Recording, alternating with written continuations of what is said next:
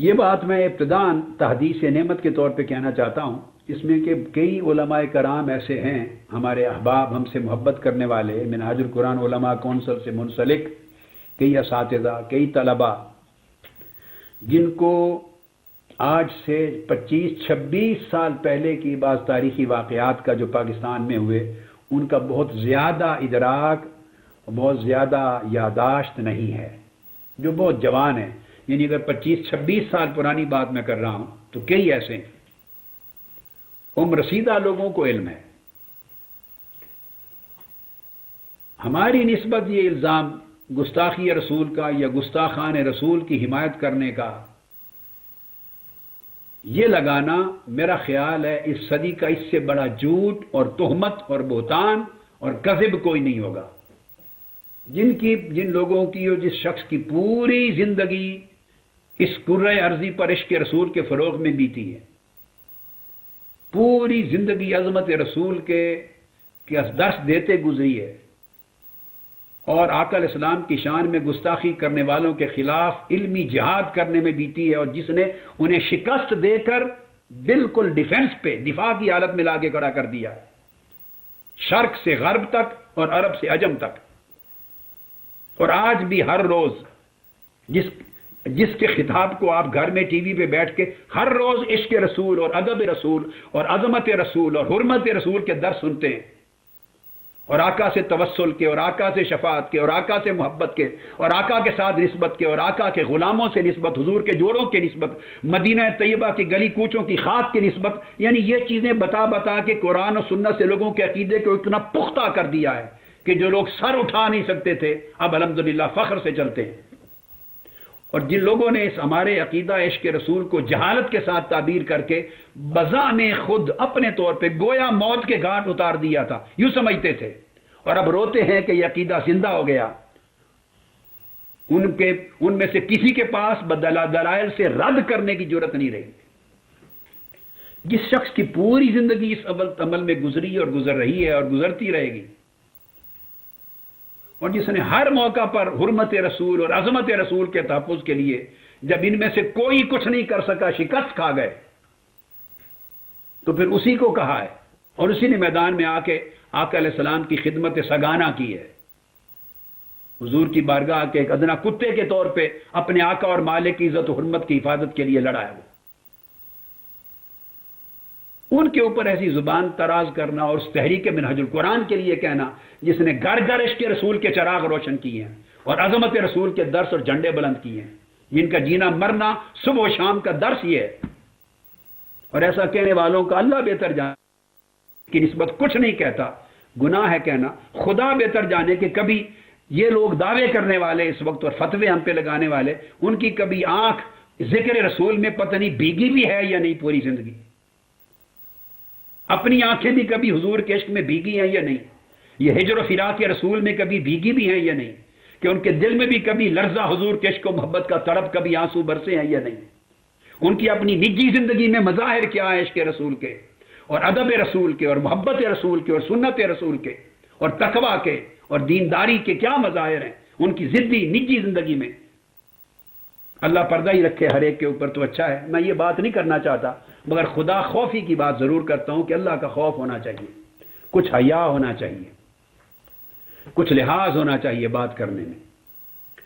تو میں اس لیے تحدیث نعمت کے طور پہ بتانا چاہتا ہوں کہ یہ قانون تحفظ حرمت رسالت کا، ناموس رسالت کا 295C، یہ جو قانون بنا اس ملک میں ریکارڈ پر لانا چاہتا ہوں کہ یہ کس کی کوشش سے بنا تھا. یہ قانون بنوایا ہی میں نے تھا. یہ جتنے لوگ آج پورے ملک میں کر رہے ہیں، جتنے لوگ اس وقت پورے ملک میں سٹیجوں پر تقریریں کر رہے ہیں، ان کے آگے قرآن رکھوا دیں اور قرآن پہ ہاتھ رکھ کے کہہ دیں کہ ان میں سے کسی ایک کا بھی دخل تھا. ایک شخص ان میں سے کسی کا دخل نہیں تھا اس تحفظ ناموس رسالت کے قانون میں.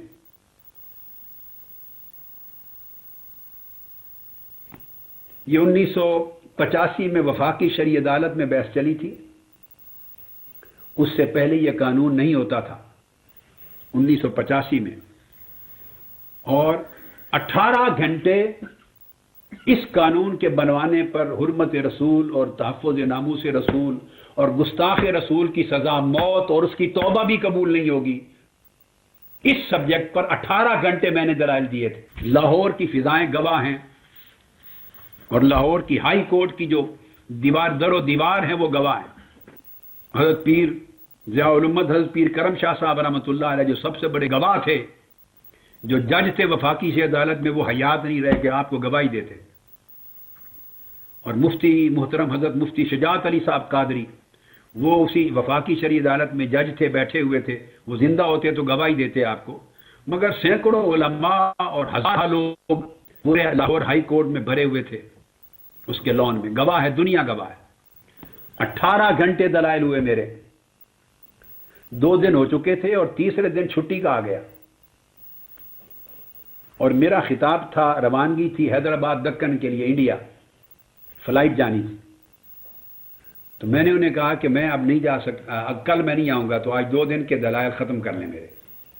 عدالت نے ریکویسٹ کی کہ رک جائیں، میں نے کہا نہیں، میری فلائٹ ہے، ہفتے میں 1 جاتی ہے شاید یا 2، تو میرا خطاب ہے، ہزار لاکھوں لوگوں کا اجتماع ہوگا، تو وہ مس نہیں کر سکتا۔ تو ججز نے آپس میں فیصلہ کیا وہیں عدالت میں بیٹھے ہوئے کہ کل تو چھٹی ہے، تو ساروں نے بالاجماع فیصلہ کیا اور چھٹی کے دن شرعی عدالت کھولی،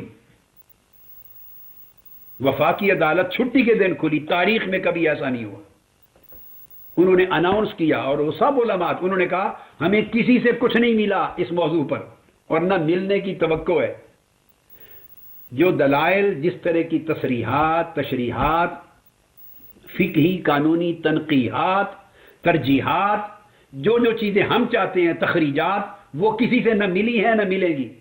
ہمارا مسئلہ انہی سے حل ہونا ہے، میرا نام لیا، لہذا انہوں نے اناؤنس کیا کہ کل چھٹی نہیں ہوگی، عدالت پھر بیٹھے گی، اور میری خاطر عدالت کھلی اور تیسرے دن دلائل مکمل کیے، 18 گھنٹے مکمل ہوئے۔ اور میں آپ کو بتانا چاہتا ہوں کہ اس وقت صرف ہماری مخالفت کی وجہ سے، میں نام نہیں لوں گا، ہمارے ساتھ ذاتی اناد اور مخالفت کی وجہ سے کچھ نامور علماء اور مفتیان کرام، نامور، وہ کتابیں لے کر، درخواست لے کر وفاقی شرعی عدالت میں پہنچ گئے تھے۔ وہ آفیشلی بلائے نہیں گئے تھے، انہوں نے درخواست دی کہ ہمیں بھی موقع دیا جائے، ہم میں کچھ معروضات پیش کرنا چاہتے ہیں۔ بار بار درخواست دی تو ان کی درخواست پر عدالت نے کہا کہ کچھ بعض علماء درخواست دے رہے ہیں کہ کچھ موقع دیا جائے، تو چلو ان کو بھی دلائل ختم ہونے کے بعد موقع دیا جائے گا۔ تو ان کو تھوڑا سا موقع دیا، اور انہیں حرمت رسول بھول گئی، عشق رسول بھول گیا، ادب رسول بھول گیا، ناموس رسالت بھول گئی۔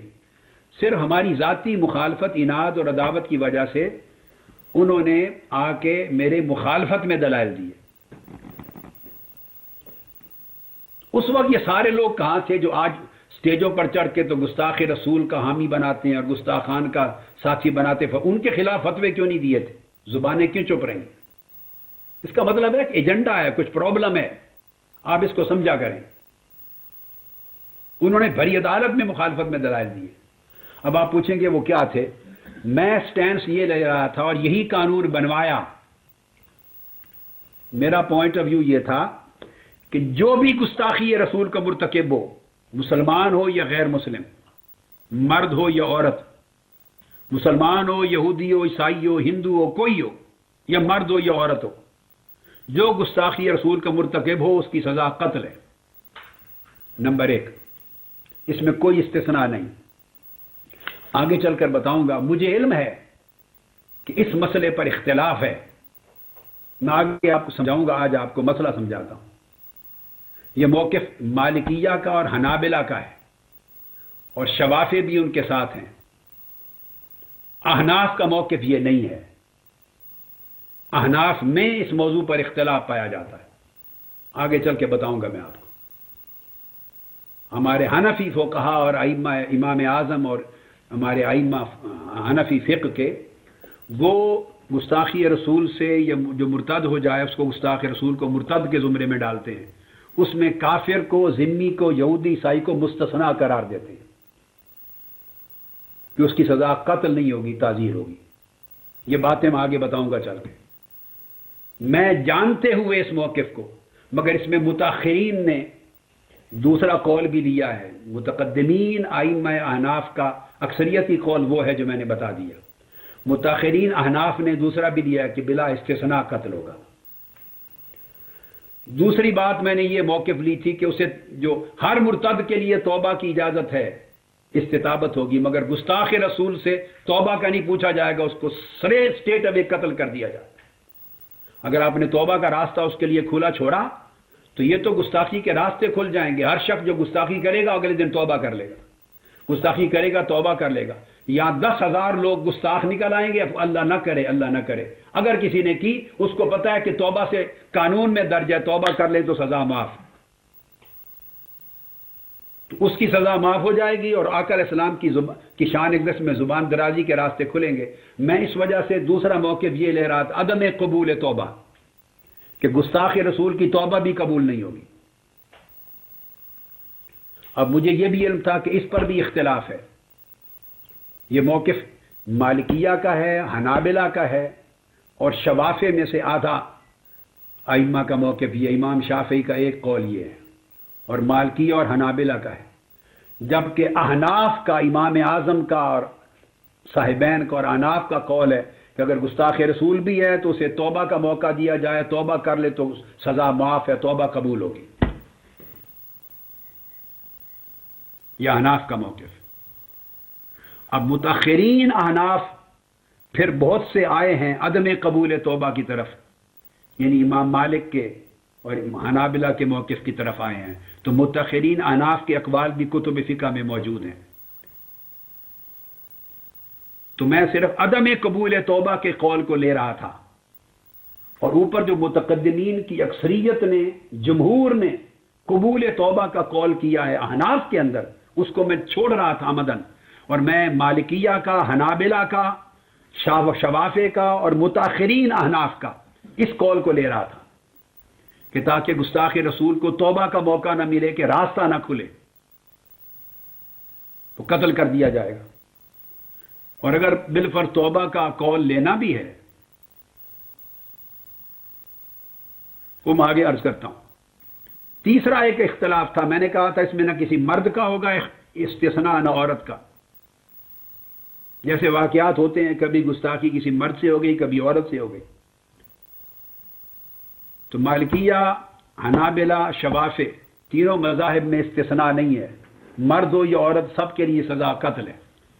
امام اعظم نے اور احناف نے پھر عورت کو مستثنیٰ کیا ہے، اگر عورت مرتکب ہوگی، مرتدہ ہو جائے گی تو اس کی سزا قتل نہیں ہے۔ لا تقتل المرأة المرتدہ، عورت مرتد ہو جائے گی اگر، چونکہ امام اعظم اور فقہاء احناف گستاخی رسول کو ارتداد میں لیتے ہیں۔ یہ میں آگے سمجھاتا ہوں آپ کو بحث کیا ہے۔ اور باقی جو مذاہب ہیں وہ سزائے قتل کو، گستاخی کی سزا کو ردہ میں نہیں لیتے، وہ سزائے قتل کو حد میں لیتے ہیں۔ احناف کہتے ہیں کہ یہ ردہ ہے، ارتداد ہے، تو ارتدادن قتل کیا جائے گا، جیسے کہ مرتد کی سزا قتل ہے۔ مگر جب مرتد بنا لیا تو مرتد کے لیے شرط ہے کہ پہلے اسے توبہ پیش کی جائے، کچھ دن دیے جائیں، اگر توبہ کا موقع دے، توبہ کر لے تو چھوڑ دیا جائے گا، معاف کر دیا جائے گا، نہ کرے تو پھر قتل کیا جائے گا۔ اگر ارتداد میں لے لیں مرتد تو اس کے لیے توبہ کا موقع فراہم کرنا لازم ہو جاتا ہے۔ امام مالک، احمد بن حنبل اور شوافع ان کا موقف ہے کہ سزا ردتن نہیں ہوگی، ارتدادن نہیں ہوگی، بلکہ حدن ہوگی۔ سب رسول اور گستاخی رسول کی حد ہے، تو اگر وہ توبہ بھی کر لے، بھلا توبہ بھی کر لے، تو توبہ کرنے سے بھی اس کے گناہ کی حد معاف نہیں ہوتی، تو سزائے قتل پھر بھی جاری ہوگی۔ تو میں اس موقف کو لے رہا تھا۔ میرے نزدیک یہ مسئلہ صرف فقہ کا نہیں تھا، چونکہ مسئلہ عقیدہ کا بھی تھا، تو میں نے امام مالک کو اور امام احمد بن حنبل اور امام شافعی کو اور متاخرین احناف، ہر ایک مسئلے میں متاخرین احناف میں کئی، ان تمام کے موقف کو ترجیح دیتے ہوئے اس کو اپنایا کہ حکمت یہ ہے کہ قانون اتنا سخت ہونا چاہیے۔ اور تیسری بات جو میں نے اگلی عرض کی تو یہ استثناء تھا کہ عورت بھی قتل ہوگی، جبکہ احناف کی اکثریت، جمہور احناف کا یہ ہے کہ اگر عورت مرتکب ہو تو قتل نہیں کی جائے گی، عورت مرتد ہو تو قتل نہیں ہوگی، تعزیر اور سزائے قید ہوگی۔ یہ دو تھے، ایک قبول اور عدم قبول توبہ، ایک مرتدہ قتل ہوگی یا نہیں ہوگی، اور تیسرا میں ایک اور لے رہا تھا، اس میں مسلم اور غیر مسلم کا بھی امتیاز نہیں ہے، میں نے دلائل دیے تھے۔ مسلمان گستاخی کرے تب بھی قتل، غیر مسلم کرے تب بھی قتل، سزا اس کی ایک۔ اس پر بھی اختلاف، متقدمین احناف یعنی مالکیہ، حنابلہ، شوافع وہ امتیاز نہیں کرتے، وہ کہتے ہیں کافر اور مسلم سب کے لیے سزا قتل ہے۔ احناف کے ہاں سن لیں، اگر غیر مسلم کافر یا ذمی یہود و نصارہ عیسائیوں میں سے کوئی گستاخی کرے تو اس کی سزا قتل نہیں ہے۔ متقدمین احناف اور جمہور کے مذہب میں غیر مسلم ہو، اگر یہودی اور نصرانی ہو کوئی اور وہ مرتکب ہو تو اس کی سزا قتل نہیں ہے، بلکہ اس کو عمر قید سزا دی جائے گی، تعزیر دی جائے گی، دیگر عقوبت ہوگی سوائے قتل کے۔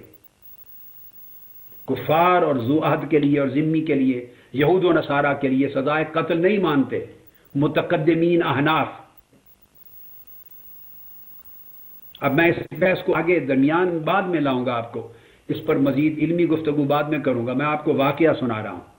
تو میں نے متقدمین یا جمہور احناف کے موقف کو لینے کی بجائے مالکیہ، حنابلہ اور شوافع کے موقف اور متاخرین احناف بھی چونکہ ادھر ہیں، وہ کہتے ہیں کہ ان کو بھی قتل کیا جائے گا، غیر مسلموں کو بھی قتل کیا، تو یہ قول بھی ہیں مگر متاخرین کے ہیں۔ سو میں نے ان کو ان باقی مذاہب کی ائمہ کے ساتھ ملا کے، تو میں نے تینوں مسائل پر یہ موقف لیا تاکہ غیر مسلموں کے لیے بھی راستہ نہ کھلے، ان کی سزا بھی اسی طرح قتل ہو جیسے مسلمان کے لیے۔ تو وہ میں نے جو بتایا کہ مفتی صاحبان میں سے، علماء صاحبان میں سے پیش ہو گئے اور میرے عناد اور عداوت کی وجہ سے رد کیا، اور تحفظ حرمت رسول صلی اللہ علیہ وسلم کے قانون کو، جو میں بہت سکے بند قانون چاہتا تھا، اس کی مخالفت میں پیش ہوئے اور کتابیں لے آئے اور دلائل پیش کی عدالت میں کہ یہ انہوں نے غلط کہا ہے طاہر القادری صاحب نے، دیکھو یہ امام اعظم کا مذہب ہے، یہ صاحبین کا مذہب ہے، یہ ائمہ احناف کا مذہب ہے، اگر گستاخی کرے گا رسول کی تو یہ قابل معافی جرم ہے، اگر وہ توبہ کر لے تو معاف کر دیا جائے، قتل نہیں ہوگی۔ جبکہ میں نے انہوں نے کہا کہ اس کی توبہ قبول نہیں ہوگی، انہوں نے غلط کہا۔ یہ میری مخالفت میں وہ اقوال پیش کیے جو میرے سامنے تھے، کسی سے مخفی نہیں ہے، مگر میں اس موقف سے ہٹ کر دوسرے موقف کو ترجیح دے رہا تھا۔ انہوں نے اقوال لا کے دکھائے عدالت میں کہ توبہ قبول ہوگی، قابل معافی جرم ہے، گستاخی ہے رسول۔ دوسرا انہوں نے کہا کہ عورت و مرد سب قتل ہوں گے، کہنے لگے یہ جاہل ہے، اس نے پڑھا نہیں ہے کتابوں میں، اس نے کتابیں پیش کر دی لا کے کہ لکھا ہوا ہے کہ عورت اگر ارتداد کرے گی خواہ گستاخی رسول کا تو قتل نہیں کی جائے گی، عورت کی سزا قتل نہیں ہوگی۔ یہ حوالے پیش کر دیے انہوں نے۔ میں ان کے منہ کو تک رہا تھا، اندازہ کر لیں اس وقت میرا عالم کیا ہوگا کہ ایک شخص لڑ رہا ہے حرمت رسول کی عظمت کے لیے، ناموس رسول کے لیے، تاکہ گستاخی کے سارے راستے اور سب امکانات بند ہو جائیں، مسلم و کافر، عورت اور مرد، اور توبہ کرنے والا اور غیر تائب، سب کے لیے جس نے حضور کی گستاخی کی وہ بے ایمان قتل ہو جائے اور کتے کی طرح جہنم میں رسید کر دیا جائے جو گستاخ رسول ہے۔ میں سارے راستے استثناء کے بند کرنا چاہتا تھا، اس لیے کتابوں کو پڑھ کر میں نے عدم قبول توبہ کا قول کیا تھا وفاقی شرعی عدالت میں، اور متاخرین احناف کے میں نے قول پیش کر دیے تھے جان بوجھ کے، اور مالکیہ اور حنابلہ اور شوافع کے، اور میں چاہتا تھا کہ عورت گستاخی کرے یا مرد بلا استثناء قتل ہو۔ مجھے پتا تھا کہ احناف کے ائمہ متقدمین نے عورت کو مستثنا کیا ہے سزائے قتل سے، وہ عبارتیں میں نے پڑھی ہوئی تھی، مگر میں راستہ بند کرنا چاہتا تھا، کیونکہ میری یہ تھا کہ مسئلہ صرف فقہ کا نہیں ہے، مسئلہ عقیدہ کا بھی ہے۔ لہذا اگر امام اعظم کا قول عورت کو قتل نہ کرنے کا ہے تو کوئی نہیں، امام مالک، امام شافعی، امام احمد بن حنبل کا اور متاخرین احناف کا ہے، سو میں نے وہ کال لیا تھا تاکہ راستہ بند ہو جائے ہر قسم کی گستاخی کے امکان کا۔ اور تیسرا یہ میں پڑھا ہوا تھا کہ کافر اور ذمی یہودی اور عیسائی اگر گستاخی کرے تو قتل نہیں کیا جائے گا۔ احناف کے متقدمین کا یہ قول بھی ہے، آگے میں دلائل دوں گا آپ کو۔ لیکن میں چاہتا تھا اگر یہ راستہ کھول دیا میں نے استثناء کا کہ مسلمانوں پر اطلاق ہوگا اور یہودی عیسائی غیر مسلم گستاخی کرے تو سزا موت نہیں ہوگی، ان کے لیے تعزیر ہوگی۔ اگر یہ راستہ کھول گیا تو پھر ان کے دروازے کھلے رہ جائیں گے گستاخی کے۔ میں چاہتا تھا ہر امکان گستاخی رسول کا بند ہو جائے، اور جو زبان کھولے، مسلمان ہو یا یہودی ہو یا عیسائی ہو یا کافر ہو یا مومن ہو یا مرد ہو یا عورت ہو، اسے کتے کی طرح سزا موت دے دی جائے جو عظمت رسول پر زبان کھولے۔ مگر مولوی صاحبان نے، مفتی صاحبان نے میری مخالفت میں تینوں موضوعات پر حوالے دیے کہ طاہر القادری صاحب غلط کہہ رہے ہیں، اور عدالت میں کھڑے ہو کے وہاں برملا پورے جہان کے سامنے کہا کہ گستاخی رسول قابل معافی جرم ہے۔ یہ امام اعظم اور ائمہ احناف کے قول ہیں کہ توبہ قبول ہوگی، اور توبہ قبول صرف آخرت کے لیے نہیں، اسقاط قتل بھی ہوگا۔ یہ توبہ قبول جو مرتد ہے، انہوں نے کہا چونکہ ائمہ احناف کے ہاں گستاخی رسول ردہ ہے، ارتداد ہے، اور ہر مرتد اگر توبہ کر لے، موقع دیا جائے تو قتل معاف ہو جاتا ہے، اس کا قتل معاف ہوگا۔ یہ دلائل لا کے دیے، کتابیں دکھائیں، اور یہ دلائل دیے کہ قادری صاحب کہہ رہے ہیں کہ عورت بھی قتل ہوگی گستاخی رسول پر۔ انہوں نے کہا یہ غلط کہا انہوں نے، یہ احناف کی کتابوں کے میں ہے موقف ہے کہ عورت قتل نہیں کی جائے گی۔ اور تیسرا میں نے کہا تھا مسلم و کافر، یہودی عیسائی بھی کرے وہ بھی قتل ہوگا۔ انہوں نے وہ کتابوں کے حوالے دے دیے کہ نہیں، امام اعظم کا مذہب یہ ہے کہ اگر غیر مسلم کافر گستاخی کرے تو اس کی سزا قتل نہیں ہے، اس کی تعزیر کی سزا قید ہوگی، اور اب وہ توبہ کر لے، اسلام قبول کر لے تو معاف ہو جائے۔ اب اندازہ کر لیں اس وقت یہ فتوے لگانے والے کہاں تھے، سارے جہان کو پتا ہے۔ اور جب عدالت ختم ہوئی تھی، وفاقی شرعی عدالت، تو وہ جن دو علماء کرام کا میں نے نام لیا آپ کو، حضرت مفتی شجاعت علی قادری صاحب رحمۃ اللہ علیہ اور حضرت قبلہ پیر کرم شاہ صاحب رحمۃ اللہ تعالی علیہ، وہ باہر نکلے، میں نے اپنی آنکھوں سے دیکھا، ان میں سے ایک نے وہ بعض مفتی صاحبان کے کندھوں پر ہاتھ رکھا، کہا مولوی صاحب کسی کی قادری صاحب کی ذاتی عداوت و دشمنی اپنی جگہ، رسول پاک سے دشمنی تو نہیں کرنی تھی، عداوت قادری صاحب سے تھی، تمہیں رسول پاک سے تو نہیں تھی۔ وہ تو آقا دو جہاں کی عزت اور حرمت اور ناموس کے تحفظ کا قانون بنوا رہے تھے، اور اس میں شدت اختیار کر رہے تھے، سارے راستے بند کر کے۔ اس کا مطلب یہ نہیں تھا کہ انہوں نے وہ عبارتیں نہیں پڑھی تھی احناف کی، مگر وہ سخت موقف لے رہے تھے تاکہ قانون سخت بنے۔ اور آپ کے ظلم کی، عداوت اور تعصب کی یہ حالت ہے کہ آج رسول پاک کی حرمت کے قانون کے خلاف آگے بولیں آپ، اور راستے کھلوائے ہیں قابل معافی بنوانے کے لیے، اور کافروں کے لیے گستاخی کا راستہ کھلوایا۔ کچھ حیا کرتے، یہ انہوں نے ان کو شرم دلایا، مگر کون شرم لیتا ہے؟ مگر یہ سارے لوگ کہاں تھے اس وقت؟ ان کے خلاف تو کبھی فتوے نہیں لگائے کہ گستاخی کی حمایت کی ہے۔ تھوڑا آپ سوجھ بوجھ سے کام لیا کریں، یہ ایجنڈے ہوتے ہیں۔ پھر یہ ہوا، میں پورا واقعہ آپ کو بتا لوں، 1985 میں جب 18 گھنٹے کے دلائل میرے مکمل ہو گئے تو اس وقت جنرل ضیاء الحق کی حکومت تھی اور شورا تھی، تو 1986 ہو گیا، 87 چلتا رہا یہ عرصہ۔ انہوں نے یہ فائل، تو کچھ لوگ جنرل ضیاء الحق کو ملے جو ان کی شورا میں تھے، انہوں نے کہا کہ یہ فیصلہ ہو گیا ہے، عدالت نے لکھ لیا فیصلہ، میرے دلائل ہو گئے ہیں بڑے مبسوط، اور عنقریب عدالت فیصلہ سنانے والی ہے، تو عدالت کے فیصلے سے قانون بنے گا تو آپ کو کوئی نہیں جائے گا کریڈٹ۔ انہوں نے کہا چونکہ آپ حدود آرڈیننس جاری کر رہے ہیں اور کر چکے ہیں یا کر رہے ہیں، تو حدود میں آپ خود شامل کر لیں اور بطور ordinance as an act of parliament کی طرف سے اس کو جاری کر دیں تو کریڈٹ آپ کو چلا جائے گا کہ آپ نے دین کی خدمت کی ہے۔ تو بجائے اس کے کہ یہ فیصلہ عدالت سے اناؤنس ہو، آپ اناؤنس کر دیں پارلیمنٹ کی طرف سے۔ تو تب جنرل ضیاء الحق صاحب نے عدالت کو آرڈر بھیجے کہ پوری فائل اور فیصلہ مجھے بھیج دیا جائے۔ انہوں نے منگوا لیا اور جو فیصلہ لکھا تھا اسے ایکٹ آف پارلیمنٹ بنا دیا، اور اس طرح یہ قانون بنا پارلیمنٹ کے ذریعے۔ تو بتانا یہ چاہتا ہوں کہ یہ تحفظ حرمت رسالت اور ناموس رسالت کا قانون جو توہین رسالت کے باب میں 295C، یہ صرف اور صرف آپ کے اس خادم اور آپ کے بھائی کے ذریعے اللہ نے بنوایا ہے، اس میں کسی اور کا کنٹریبیوشن نہیں ہے۔ اور یہ تاریخ جانتی ہے، جو آج سے جن کی عمر 26 سال پہلے جو سن شعور میں تھے اور جن کو زمانے کے واقعات یاد ہیں، ان کو خبر، آپ میں سے کئی بیٹھے ہوں گے اس زمانے کے جن کو یہ ساری سٹوری یاد ہوگی، ذرا ہاتھ کھڑا کریں۔ زیادہ عمر والے سب لوگوں کو پتا ہے، یہ لاہور ہائی کورٹ کی پوری بلڈنگ در و دیوار گواہ ہے۔ سوال یہ ہے کہ یہ قانون ناموس رسالت کا بنوایا جس شخص نے ہے اس ملک کی تاریخ میں، کچھ خدا کا خوف ہونا چاہیے ان کے اوپر اس طرح یہ زبانیں کرنی۔ ہمارا تو کچھ نہیں جاتا، اس سے آپ لوگوں کی اپنی ثقافت پر اور اعتماد پر اس پہ حرف آتا ہے اور دین کا مذاق اڑتا ہے۔